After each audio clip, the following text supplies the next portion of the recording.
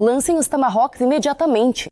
Moscou está na área afetada. Trump perdeu a cabeça depois das negociações. O Pentágono deu sinal verde. A Ucrânia está prestes a receber algo incrível. As Forças Armadas da Ucrânia agora detêm uma carta na manga decisiva. O Kremlin entra em pânico ao saber disso. Últimos relatórios de Lukashenko.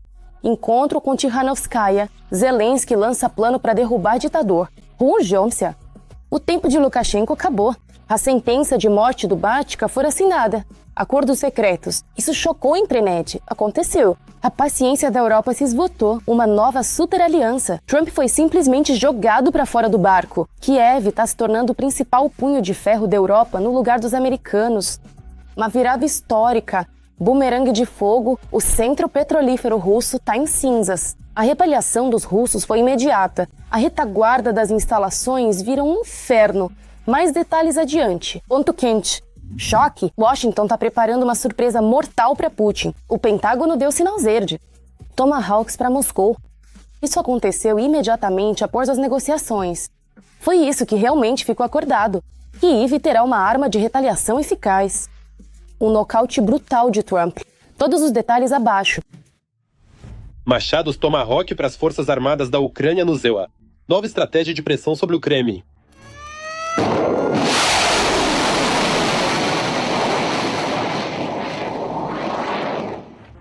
Em Washington, estão discutindo um plano de ataque ao interior da Rússia para forçar Putin à paz. Aqui, dificilmente eu vou conseguir acrescentar algo novo. Defensores da Ucrânia em Washington dizem que, para obrigar o ditador russo a negociar, é preciso fortalecer Kiev. Isso pode ser feito com mísseis Tomahawk. Como mostrou a prática do ano passado, bastou que nos Estados Unidos mencionassem os mísseis Tomahawk. Imediatamente, Putin começou a demonstrar o mais alto nível de construtivismo, ou melhor, de disposição construtiva, e a tentar de todas as formas mostrar que queria paz.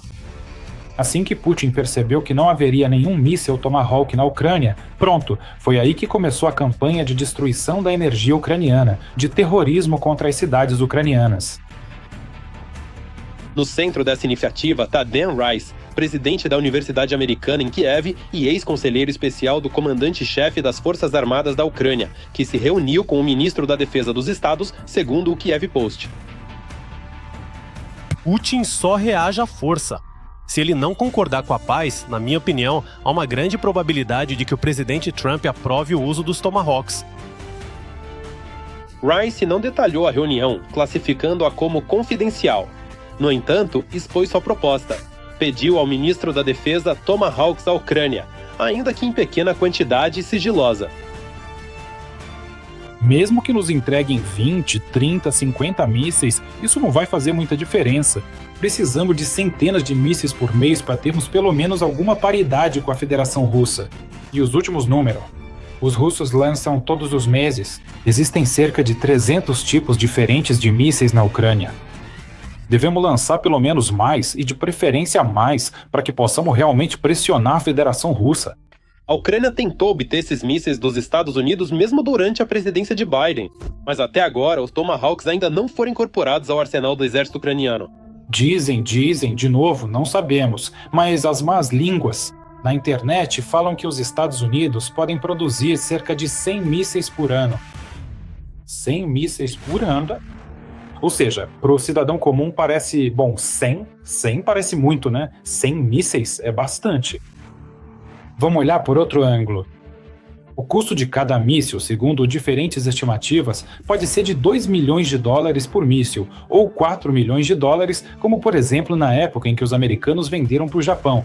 Ou seja, para eles sai por volta de 2 milhões e pouco, mas para os japoneses 4,25 milhões por míssil. Ou seja, são valores altos. Poderia parecer que se o problema não é o dinheiro, então é a quantidade. Por isso, se o Trump vai aprovar ou não o fornecimento dos Tomahawks, ainda é uma questão em aberto. Enquanto isso, alguns funcionários acreditam que os mísseis americanos realmente podem se tornar uma alavanca de influência sobre a Rússia no processo de negociação. Outros temem que a transferência dos Tomahawks, ao contrário, possa minar os esforços diplomáticos. Se os Estados Unidos tivessem dito claramente que, caso a Rússia destruísse o setor energético ucraniano, a Ucrânia receberia mísseis Tomahawk, eu garanto que nada do que está acontecendo agora teria ocorrido. Mas os Estados Unidos têm outras abordagens. Eles tentam convencer o Putin pelo diálogo, manter boas relações com ele, tudo nessa linha. Por isso, sinceramente, eu não acredito, em princípio, que os Estados Unidos, sob Trump, vão fornecer mísseis para a Ucrânia com restrições. Vale lembrar que os mísseis de cruzeiro americanos Tomahawk têm a capacidade de armazenar até 15 alvos pré-programados em sua memória e alterar o alvo diretamente durante o voo, além de poderem carregar tanto ogivas nucleares quanto convencionais. O último relatório para Lukashenko. Encontro com Tikhanovskaya. Zelensky lança um plano para derrubar o ditador. O tempo de urgência de Lukashenko acabou. Enquanto Minsk tenta fingir que está tudo sob controle, nos bastidores, a sentença de morte política para o regime já foi assinada. Lukashenko está vivendo seus últimos dias como presidente. Todos os detalhes. Olhar. A Ucrânia entrou em conflito com a Bielorrússia. Pela primeira vez em anos de guerra, Kiev não está simplesmente falando sobre uma Bielorrússia democrática, mas começando a dialogar diretamente com ela. No dia 25 de janeiro, em Vilnius, o presidente Volodymyr Zelensky realizou uma reunião completa com Svetlana Tikhanovskaya, chefe do Gabinete de Transição Unificado da Bielorrússia, que é, na prática, o governo no exílio. Foi um passo politicamente calculado, que precisava ser ouvido. Estamos com vocês, todos que querem que a Bielorrússia seja democrática, e isso era algo que o regime em Minsk precisava ouvir. Durante muito tempo, os contatos com a oposição democrática da Bielorrússia foram praticamente bloqueados. No gabinete do presidente da Ucrânia, partia-se da lógica simples de não mexer com Lukashenko, para não provocá-lo a participar ainda mais ativamente da guerra contra a Ucrânia. Acreditava-se que manter uma distância cautelosa permitiria preservar ao menos a ilusão de neutralidade de Minsk, mas a ilusão se desfez. A Bielorrússia se tornou praticamente uma base completa para a invasão russa. Seu território está sendo usado para o posicionamento de tropas e armamentos russos. E o próprio Lukashenko está cada vez mais envolvido em uma dependência militar e política do Kremlin. Por enquanto, os pits brancos de Lukashenko têm mais direitos do que o povo da Bielorrússia, infelizmente. Houve uma chance em 2020 de mudar isso, e tenho certeza de que ainda haverá outra chance. Mas naquela época, o apoio ao povo bielorrusso simplesmente não foi suficiente. E agora todos nós sentimos o quanto está mais difícil, o quanto está mais caro. O quanto se tornou mais perigosa para todos nós a dependência da Bielorrússia em relação a Moscou. Mas o encontro em Vilnius não representa apenas uma reavaliação do passado, mas também uma aposta no futuro. É justamente agora que o Báltica tem uma chance real de sair do isolamento internacional. No Ocidente, cada vez mais se ouvem sinais sobre uma possível suspensão parcial das sanções e o retorno de Minsk aos formatos diplomáticos. Tudo isso sob o pretexto de iniciativas de paz e estabilização da região. Para a Ucrânia, esse cenário é perigoso. A legitimação de Lukashenko significa a manutenção de uma base militar russa na fronteira norte e a tentativa de congelar Belarus no papel de vassala do Kremlin, por muitos anos à frente. Operadores dos drones russos Shahed atuam contra a Ucrânia, inclusive a partir do território da Belarus. A comunicação para os ataques é mantida a partir do território da Belarus. A Rússia usa a Belarus como um campo de testes para chantagear a Europa e o mundo, com a ajuda dos seus aliados. A indústria de Bielorrússia trabalha para a guerra russa, e os laços comerciais ajudam Putin a comprar componentes necessários para criar ameaças contra todos nós na Europa. Por isso, Kiev toma uma medida preventiva. Segundo a mídia, Zelensky e Tikhanovskaya discutiram mecanismos concretos para aprofundar a cooperação, desde a restauração de uma direção diplomática bielorrussa separada na diplomacia ucraniana, até medidas jurídicas que podem fechar de vez para Lukashenko o caminho para a reabilitação internacional. Estamos falando, inclusive, sobre a possível iniciativa de um processo criminal internacional. Para a Ucrânia, isso é uma forma de eliminar o corredor cinza da influência russa em suas fronteiras. Eu quero dizer algo especialmente para o povo da Bielorrússia. Vocês são um povo europeu que se unirá a todos os nossos povos em união. Na nossa Europa livre. Na Europa pacífica. Na Europa é forte. E você não pode ser apagado. Enquanto o Ocidente hesita, os russos estão absorvendo cada vez mais os bielorrussos. Um novo aterro sanitário está sendo construído a 40 quilômetros da fronteira com a Ucrânia, na região de Gomel, perto da estação ferroviária de Yakimoka. Os principais trabalhos de construção estão planejados para os anos de 2027 e 2028. O financiamento de 52,5 e 86 milhões de dólares, respectivamente. Paralelamente, continua a construção de uma cidade militar próxima ao vilarejo de Pribor, no distrito de Gomel, onde planejam instalar uma nova brigada de assalto aerotransportada. A instalação de uma base desse tipo é de fato uma ameaça direta à Ucrânia. E isso é um sinal para nós de que também devemos nos preparar para possíveis cenários de ofensiva por parte da Rússia através da Bielorrússia e, possivelmente, para o envolvimento dos bielorrussos nesse processo. Parece que, pela primeira vez em anos, os bielorrussos têm uma oportunidade real de romper as correntes do regime de Putin e reconquistar sua liberdade. Sair da sombra de Moscou, decidir seu próprio futuro e construir uma Bielorrússia que faça parte de uma Europa livre e democrática. A Europa lança o Rampa, uma nova aliança militar com a Ucrânia em vez da OTAN, uma resposta chocante ao ultimato sobre a Groenlândia. Urgente. A paciência da Europa se esgotou. O mundo está à beira do maior rompimento da história. Todos os detalhes dessa reviravolta sensacional dos acontecimentos, confira agora. A crise política em torno da ilha da Groenlândia fez a União Europeia repensar sobre como seguir em frente sem o apoio dos Estados Unidos. Donald Trump deixou claro para o mundo inteiro que ele pretende tomar a ilha a qualquer custo. Se não formos para lá, Rússia e China irão. A Dinamarca não poderá fazer nada a respeito, mas nós podemos fazer tudo. A ameaça do presidente dos Estados Unidos de impor tarifas contra qualquer país que tente impedir sua tomada da Groenlândia foi a gota d'água para a paciência da União Europeia. É o que escreve a publicação americana Politico.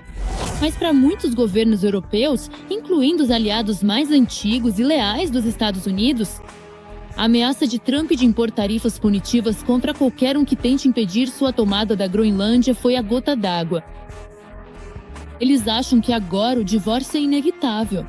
Em conversas frequentes, autoridades europeias preocupadas chamam a decisão precipitada de Trump de anexar o território soberano dinamarquês de loucura e delírio. Política. Parece que a Europa está pronta para criar uma nova aliança no lugar da OTAN, sem o EUA mais com a Ucrânia. A Ucrânia pode desempenhar um papel fundamental nessa aliança de defesa, devido ao tamanho de seu território, sua localização geográfica, sua indústria de defesa e ao fato de já estar em guerra e possuir uma experiência inestimável. A Ucrânia será peça-chave na defesa da Europa. Primeiramente, devido à sua base tecnológica, em particular à produção bem estabelecida de drones de alta qualidade e a presença do maior exército na Europa. Juraj Maichin, analista militar. Por exemplo, Grã-Bretanha, França, os países escandinavos, os países bálticos, Polônia, Alemanha e Itália. Durante a maior parte do segundo mandato de Trump, trabalhamos dentro de um grupo eficaz sem América, a chamada Coalizão dos Dispostos. E ela pode se tornar o início de uma aliança de defesa entre a Ucrânia e a Europa. A Coalizão dos Dispostos inicialmente tratava das questões relacionadas à Ucrânia. Ela criou laços muito estreitos entre algumas pessoas-chave nas capitais. Eles fortaleceram a confiança e a capacidade de cooperação. Eles se conhecem pelo nome e é fácil para eles se comunicarem e trocarem mensagens. Se considerarmos o poder militar da Ucrânia, além do poder da França, Alemanha, Polônia e Reino Unido, a força armada potencial da Coalizão dos Dispostos será enorme e incluirá tanto países nucleares quanto não nucleares. Política.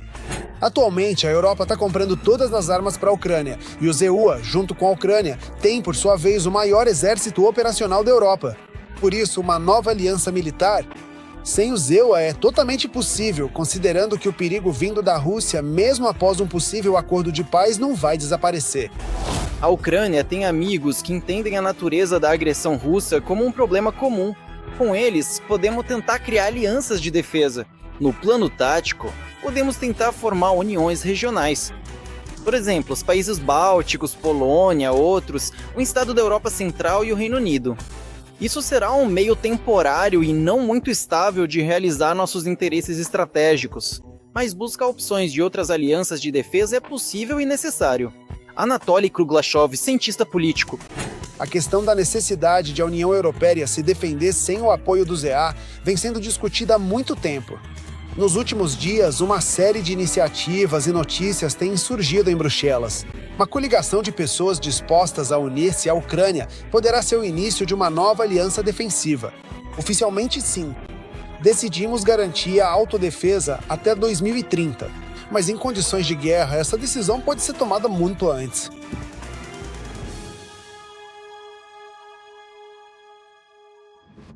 O bumerangue caiu sobre a Rússia. O coração petrolífero está em chamas. Refinarias e usinas foram atingidas. É o início da catástrofe. Os drones do exército ucraniano reduzem a retaguarda russa cinzas. E a resposta pelos ataques à Ucrânia veio de forma instantânea e implacável. Mais detalhes a seguir. A cidade russa de Penza, por causa da ação dos drones, por assim dizer, está saindo do jogo. Lá se vai o depósito de petróleo. Mais tarde, as autoridades locais confirmaram o ataque dos drones e relataram um incêndio no depósito de petróleo.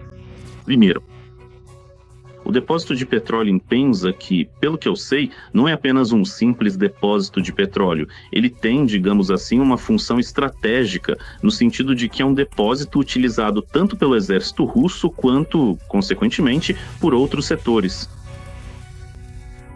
que garante a logística de movimentação diretamente na própria região, incluindo uma região que, novamente, assim como toda a Rússia, hoje trabalha para a linha de frente. Violações. Essa logística já vai levar ao surgimento de problemas correspondentes. Além disso, informações preliminares indicam que a usina termoelétrica local também foi alvo do ataque de drones. Tem um detalhe, porque, de acordo com as minhas informações, também houve impacto na usina termoelétrica de Penza. Ou seja, estamos falando daqueles ataques que as forças de defesa continuam realizando contra a infraestrutura energética da Federação Russa. Por que esses alvos, na minha opinião, são militares? Antes de tudo, é preciso falar sobre isso, porque esse é o chamado disjuntor, que, se desligarmos, o desligamento, consequentemente, afeta a produção e a capacidade do complexo militar-industrial. Também foi relatado que, na região de Voronezh, devido à atuação da defesa aérea russa, uma casa residencial pegou fogo, o que, para o funcionamento da defesa aérea russa, precisa admitir. Isso já é algo comum. O Ministério da Defesa russo confirmou a operação de sistemas de defesa aérea na região de Voronezh, mas não mencionou as consequências dessa ação, o que... Quanto à proteção dessas instalações, sabemos que os sistemas de defesa aérea russos são os primeiros e mais importantes. Isso representa uma ameaça para a população local, porque vemos com muita frequência que os sistemas de defesa aérea russos lançam mísseis e acabam atingindo suas próprias casas. Enquanto isso, drones do SBU atingiram o terminal de petróleo Tamaneftegaz na região de Krasnodar, na Rússia. E o Tamaneftegaz é uma instalação. É importante destacar, nada comum. Estamos falando do abastecimento da frota do Mar Negro. Por mais reduzida que ela esteja hoje pelas forças de defesa, infelizmente ainda restam lançadores de mísseis, especialmente em Novorossiysk. E esses navios, consequentemente, precisam de combustível. Portanto, eles podem acabar recebendo menos desse combustível, ou seja, isso significa uma redução no número de saídas de combate, por exemplo. Isso é o abastecimento das tropas russas no sul, do agrupamento sul das tropas. Isso afeta diretamente a linha de frente. Por isso, esses ataques, além de tudo, ainda interrompem o ciclo de produção. Afinal, não se trata apenas da destruição de um reservatório, que por si só já chama atenção quando está em chamas. Estamos falando de colocar fora de operação, inclusive, equipamentos únicos que a Rússia hoje não consegue repor. Esses problemas devem ser corrigidos ou resolvidos a tempo. Isso significa que é necessário tempo para instalar novos equipamentos para esse fim. Tenho sérias dúvidas de que a Federação Russa esteja preparada hoje para compensar essas perdas. Após golpes como esses, muito rapidamente... Esses ataques já se tornaram comuns para a Rússia, que claramente não consegue lidar com os ataques de drones ucranianos, embora certamente tenham sido feitas tentativas. A Rússia começou a cobrir as refinarias de petróleo com estruturas e redes de proteção metálicas. Mas as chamadas teias de aranha não se tornaram uma panaceia, e então... A Rússia começou a recrutar voluntários para proteger refinarias de petróleo de ataques com drones. Resumindo, enquanto as forças armadas da Ucrânia aumentam o número de ataques e os aprimoram, precisão e eficiência, a Rússia tenta desesperadamente apresentar uma solução para combater os drones ucranianos, mas, como vemos, até agora sem sucesso. Porque as teias de aranha, os grupos de voluntários e a defesa antiaérea que atiram em prédios residenciais dificilmente podem ser chamados de um meio eficaz de combater drones. Guliáipole é um inferno, carnificina nas ruas. As forças ucranianas queimam os ocupantes quarteirão por quarteirão. A cidade virou vala comum para a elite de Putin. O círculo mortal está se fechando. Detalhes direto da linha de frente. Assista agora mesmo. Guliáipole. Russos atacam tropas ucranianas pelo norte, sul e oeste, mas não se firmam na cidade. É uma grande zona cinzenta. Principalmente, o inimigo ataca nossas posições nos arredores, nas posições norte, sul e oeste de Guliáipole. Dentro de Guliáipole, continuam os combates entre grupos que entram e realizam ações de reconhecimento, busca e assalto. O inimigo está praticamente na mesma situação, não consegue trazer grupos para se consolidar. A situação em Guliáipole continua sendo uma das mais difíceis na linha de frente. As forças ucranianas atuam em todas as partes da cidade, tentando cortar a logística do inimigo. Os ocupantes, apesar das grandes perdas, continuam realizando ações de assalto ativas. A principal tarefa dos ocupantes é tentar contornar Guliáipole pelos flancos do agrupamento ucraniano. Por isso, as principais ações estão concentradas justamente nos flancos. É uma tentativa de tomar sob controle direto a logística das forças de defesa da Ucrânia. Ou seja, eles usam novamente sua tática favorita dos chamados pequenos caldeirões. Mas gostaria de enfatizar mais uma vez que a situação, apesar da declaração do lado russo sobre o controle total em Guliáipole, não corresponde à realidade. Estimativas indicam que russos perdem 250 a 300 homens por dia nessa direção. O inimigo já alterou a composição de brigadas e unidades de assalto 2 vezes. A tática russa foca em pequenos grupos. Enviam grupos de 3 a 4 pessoas, avançando com guerra eletrônica sob drones e artilharia. Atualmente, a cidade está praticamente em uma zona cinzenta. Mas as unidades de assalto ucranianas atuam em todo o território do assentamento. Tática semelhante de chamada infiltração também é usada pelos ocupantes russos. A tática deles é agir com pequenos grupos de assalto de 2 a 8 pessoas. Apesar das condições climáticas difíceis e da realocação de reservas operacionais para essa direção, além da vantagem total do inimigo no ar, a informação do lado russo sobre o controle total de Guliáipole não corresponde à realidade. Além disso, os ocupantes não têm a possibilidade de trazer para a cidade os chamados grupos de fixação. Ou seja, após os grupos de assalto, vêm diretamente as unidades das tropas de ocupação, que deveriam se consolidar nos trechos da linha de frente,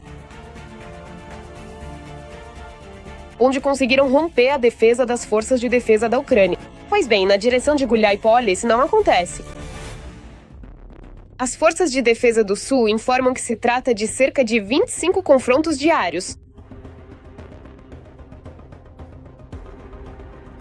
Os combates continuam tanto nos arredores quanto no centro. Os confrontos podem durar de 45 a 50 minutos. Na prática, são 25 confrontos por dia. O tempo todo tudo explode, atira, uns vão para ataque, outros também vão para ataque. Drones e artilharia estão em ação. Os russos também não deixam de lado os ataques aéreos. O inimigo emprega aviação e faz uso massivo de drones de ataque. Além disso, segundo as forças de defesa do Sul, os ocupantes estão preparando ataques termobáricos com drones contra as posições das tropas ucranianas na região de Guliáipole. De acordo com nossa inteligência, na direção de Guliáipole, alguns dias atrás, as unidades russas de veículos aéreos não tripulados receberam cerca de 1.500 granadas termobáricas de mão, para que possam lançá-las sobre nossas posições. A região de Zaporíjia, em particular Guliáipole, é uma das prioridades da Rússia depois do Donbass. Aqui, o inimigo tenta expandir a frente para dispersar as forças das Forças Armadas da Ucrânia e fortalecer suas posições nas próximas negociações. O agravamento da situação na direção de Guliáipole tem exclusivamente um componente informativo e político. Vou explicar do que se trata. Não tendo possibilidade de obter sucessos táticos nem na direção de Pokrovsk, nem na de Kupiansk, e além disso, tendo sofrido tanto uma derrota militar quanto ideológica, e lembro que houve declarações no mais alto nível representativo do país ocupante sobre a tomada total desses assentamentos, os ocupantes russos tentam compensar essas derrotas com avanços táticos na direção de Zaporíjia, que é secundária e não representa uma direção estratégica para eles. Por que eu digo que isso, para eles, tem, em primeiro lugar, um significado informativo e político? Guliáipole é o segundo maior assentamento nos territórios controlados da região de Zaporíjia. Assim, estabelecer o controle sobre ele permitirá aos russos aumentar sua própria relevância no processo de negociação. No que diz respeito especificamente a Guliáipole, o objetivo dos russos aqui não é apenas ocupar o assentamento. A questão é que há entroncamentos ferroviários próximos e, segundo o analista militar e político Alexander Kovalenko, se os russos conseguirem realizar o que planejam, poderão criar uma base para uma possível ofensiva em Zaporíjia.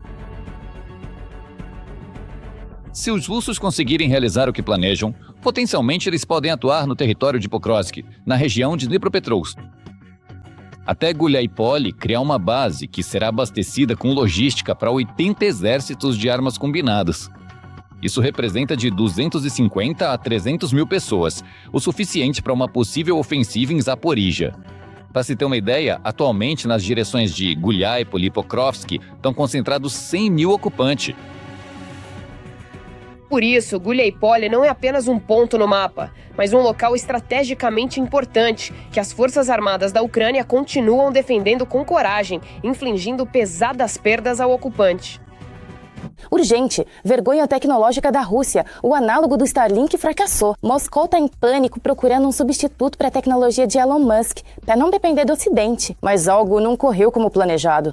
Por que os ocupantes acoplam satélites a drones? E por que, afinal, as comunicações via satélite não funcionam na Federação Russa? Todos os detalhes sensacionais estão na trama. Sobre... Estas imagens mostram o conhecido drone russo Relâmpago. Mas há algo de incomum nesse drone. Starlink integrado ao Corto. No início de dezembro, os russos começaram a instalar modems de comunicação via satélite em seus drones. Esses drones não são afetados por sistemas de guerra eletrônica, mas driblar a guerra eletrônica está longe de ser o único motivo para esse aprimoramento dos drones russos. Eles estão buscando soluções que possam aprimorar as capacidades dos meios de ataque. E são os terminais Starlink que proporcionam essa oportunidade, pois garantem um canal de comunicação de alta qualidade. É evidente que existe algum atraso. É evidente que isso, em princípio, aumenta significativamente o custo das armas, mas entendemos que é muito mais barato do que usar, por exemplo, mísseis como o KH-101 ou Iskander. O arsenal de drones que a Rússia está reforçando está se expandindo. Estas já são imagens do drone BM-35, ao qual foi acoplado um Starlink. Esse tipo de Vant provavelmente já chegou. Até Dnipro e até mesmo até Kiev, essa tecnologia russa também chegou aos Shaheeds. Drones controlados manualmente voavam quase rente ao chão para não serem detectados pelos radares. Um desses Shaheeds, segundo o especialista em radiotecnologia e conselheiro do ministro da Defesa da Ucrânia, Sergei Flesha Beskrestny, atingiu helicópteros. Esse método de chamada otimização dos drones é relativamente novo, mas o Kremlin entende que a Ucrânia logo encontrará uma forma de combater esses VANTs. Mas a Rússia não pretende abrir mão da ideia de fortalecer seus meios de ataque com comunicação via satélite. Por isso, está trabalhando na criação de um Starlink nacional. O inimigo está buscando uma solução para criar seu próprio sistema de comunicação, que lhe permita operar no mesmo modo. Por isso, essas intenções são uma tentativa direta de substituir o Starlink existente por sua própria rede de comunicação, que lhes permitirá controlá-la e usá-la de forma independente, sem quaisquer complicações, como, por exemplo, sanções ou outras restrições que os russos enfrentam. Ao comprar terminais do Starlink, Mas até agora, os russos não conseguiram superar nem mesmo alcançar Elon Musk. Na Rússia, o lançamento do análogo russo do Starlink fracassou. Seria engraçado, como diz o nosso povo, se não fosse tão triste. Segundo a mídia russa, o lançamento do primeiro lote de satélites de órbita baixa para acesso à internet de banda larga foi adiado por tempo indeterminado, já que as autoridades não conseguiram realizar seus planos ambiciosos. De acordo com 2 fontes do mercado espacial, o adiamento do lançamento dos 16 primeiros aparelhos para 2026, isso pode estar relacionado ao fato de que a quantidade necessária de aparelhos ainda não foi montada. Por sua vez, o escritório 1440 declarou que a empresa está realizando os trabalhos dentro dos prazos estabelecidos e prometeu fornecer informações sobre o andamento do projeto à medida que as etapas forem sendo concluídas. As datas exatas dos lançamentos e outras informações sensíveis não serão divulgadas. Como o Kremlin pretende seguir adiante com seu plano de lançar 156 aparelhos em 2026 ainda não está claro. Nós daríamos nossa resposta. Starlink com o projeto Hasvet, escritório 1440. Maio de 2025, 6 meses depois, e na órbita dos satélites prometidos, nenhum foi lançado. Se eles se esforçarem, de qualquer forma, algum sistema parecido eles podem acabar fazendo. Mas vamos lembrar que até mesmo na União Soviética havia problemas significativos justamente com sistemas de satélites, que poderiam oferecer as capacidades que, por exemplo, os satélites americanos oferecem. Por isso, sem dúvida, há um monte de interessados querendo diluir o dinheiro russo e, digamos, apresentam vários projetos que, já na fase de formação, dá para dizer que não vão ter sucesso. Mas isso é embalado de forma sofisticada e vendido para os chefes do Kremlin. A empresa aeroespacial que assumiu o desenvolvimento de um análogo ao Starlink, os trabalhos para criar uma comunicação via satélite russa, começou antes. Em 2023 e 2024, o Buró 1440 iniciou os testes das tecnologias. Houveram até missões experimentais, como resultado das quais foram lançados 6 aparelhos, mas isso não é o que Putin esperava. A criação de poderosas constelações de satélites visa garantir alta qualidade de navegação e comunicação, incluindo a transmissão de dados via satélite. Agora, a conversa é sobre o lado comercial, a ampliação e o financiamento estatal. Putin destinou quase $1,5 bilhão para o Starlink nacional. E isso não é estranho, afinal o ditador do bunker gosta muito da invenção do Elon Musk, assim como dele próprio. Quanto ao negócio privado do Elon Musk, ele é, sem dúvida, uma pessoa extraordinária. Isso precisa ser reconhecido. Em 2025, a empresa planejava lançar de 150 a 180 satélites por ano. Em 2035, a constelação deveria incluir mais de 900 satélites. Nas condições de substituição de importações do Kremlin, isso não é apenas um objetivo irreal, mas, segundo o analista político-militar Alexander Kovalenko, beira o absurdo esquizoide. No momento em que essa declaração foi feita, já se percebia uma certa profanação na história do projeto Hasvet. Ainda mais porque o Buró 1440, em 2023, realizou os lançamentos dos primeiros 6 satélites de teste. Hasvet, que proporcionava uma velocidade de transmissão de dados de até 12 megabits por segundo, com uma latência de até 41 milissegundos. Mas o detalhe desses satélites é que foram montados, eles eram compostos predominantemente por componentes ocidentais, cujos fornecimentos, devido às sanções, agora estão fechados para a Rússia. É possível que a Rússia solicite ajuda de seus parceiros e utilize tecnologias iranianas e chinesas. Mas para isso acontecer, a Rússia teria que querer sua própria Starlink mais do que roubar dinheiro. Vamos explicar agora. Em 2018, o então chefe da Roscosmos, Dmitry Rogozin, já havia feito uma promessa a Putin: Starlink fabricado na Rússia. Mas o ambicioso projeto Esfera se transformou em um desvio de verba igualmente ambicioso. Na época, o projeto foi avaliado em $60 bilhões. A exploração espacial deve se tornar algo muito mais significativo, um fator para o desenvolvimento nacional. O novo projeto, embora mais barato, enfrenta ainda mais problemas em sua criação, mas prometem ao Putin mais uma inovação nacional. É isso por hoje, e para mais notícias quentes da linha de frente, fique ligado no próximo episódio.